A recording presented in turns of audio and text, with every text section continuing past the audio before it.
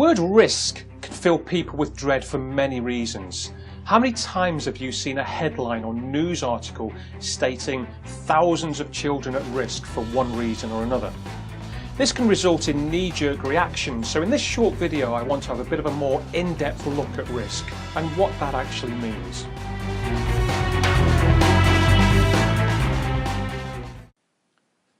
The Oxford English Dictionary describes risk as a situation involving exposure to danger, the possibility that something unpleasant will happen, or something or someone regarded as a threat. So we know what risk is, but what does that actually mean? Well, at a very basic level, risk is probability and impact. Probability is this: given a set of circumstances, what are the chances of it happening? And the impact? Well, if something did happen, what would the outcome be? When we talk about risk in regards to e-safety, we need to remember two key areas, and that's children exposed to risk and children exposing themselves to risk. When you talk about risk, it can come across as scaremongering. That's not the intention, it's simply fact. Yet some of the risk areas are horrible. Any risk of harm to a child is despicable, but it's important that you maintain balance and context. Let's just use a quick driving analogy to explain that. In 2015, the latest road accident figures, according to the Royal Society for the Prevention of Accidents, are from 2013, and this is what they tell us.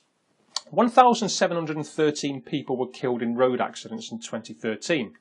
21,500 people were seriously injured. However, it's known that many accidents involving injury are not reported to the police. So the 2013 estimation for combined road deaths and for serious and slight injuries stands at 630 to 800,000. Now that's a lot. But if these facts and figures were shoved down our throat every day without context and with big sensationalist headlines constantly in the media, we can quite understandably form a perception that things are worse than they actually are. But those figures and other data is extremely useful. Great Britain has one of the best road safety records in the world, and yet despite huge increases in traffic over the last few decades, the number of people killed on our roads has fallen. In fact, the 2013 figures show the lowest figure since national records began in 1926. And the factors that are key in this decrease are things like better roads, better safety features in cars, better instruction and driver awareness, in other words, education.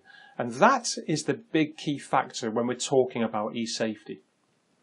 The point I'm trying to make here is that facts and statistics on their own, without context, are not all that helpful. Within context, the risk of any of us having a serious accident in our car is extremely low, but if it does happen, then the harm is potentially significant.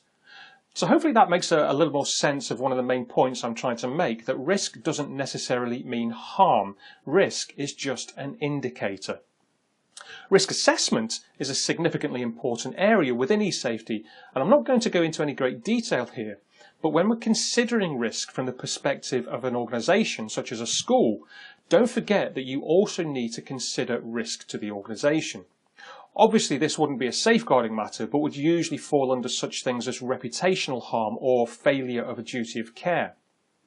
The major point I want you to take away from this video is this. Whilst there is always a level of risk, generally speaking, children who are most at risk of harm offline are also most at risk online. But also remember this, risk doesn't necessarily mean harm. In fact, exposure to risk can be fundamental to children and young people for building resilience. So it's a pretty difficult balance sometimes.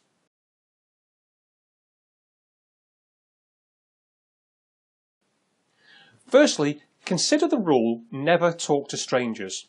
Firstly in the real world, and then don't talk to strangers online.